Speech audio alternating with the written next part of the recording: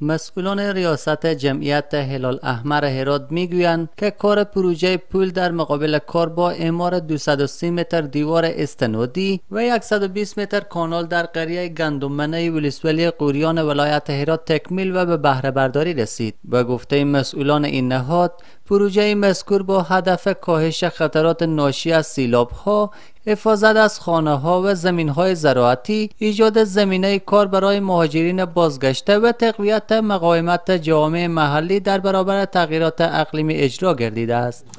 دیوار 220 متر دیوار است.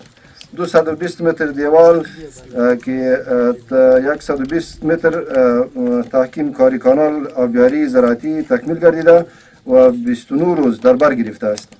49 روز 150 نفر کارگر از طبقه مهاجرین.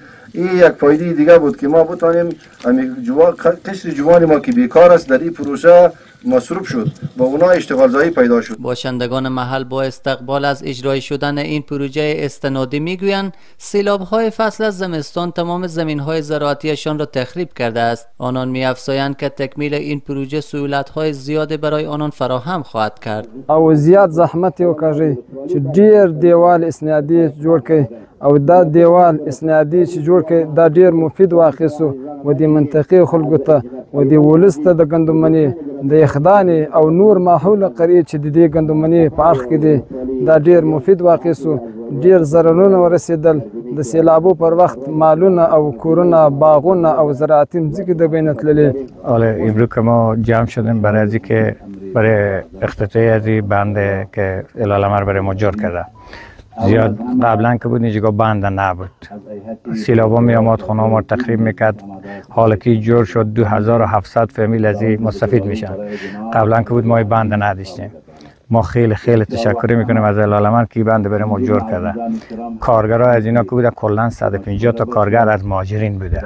با این حال مسئولان تطبیق این پروژه از کیفیت کار و معیاری بودن آن به دولت و مردم اطمینان میدهند و گفته آنان بر اثر تلاش‌های بی‌وقفه هلال احمر موفق به ختم پروژه در زمان تعیین شده آن شدند. و تشکری خاص از بنیاد و نهاد هلال احمر افغانی داریم که این دیوار برای ما به 49 روز با تلاش هایی که انجینر صاحبا کردن و کمک های که اونا کردن ما تونستیم به پایان برسیم و ما خیلی خوشحالیم از این که این دیوار بتونستیم با موفقیت به تمام برسیم. و تشکری خاص از آقای دوست محمدی رئیس پروژه بودن، آقای صبر و گفته می شود که پروژه یاد شده در مدت زمان 49 روز توسط 150 کارگر شامل 150 کارگر ساده و 30 کارگر ماهر تحت نظارت مهندسان و تیم پروژه تغییرات اقلیمی هلال احمر تطبیق گردیده است.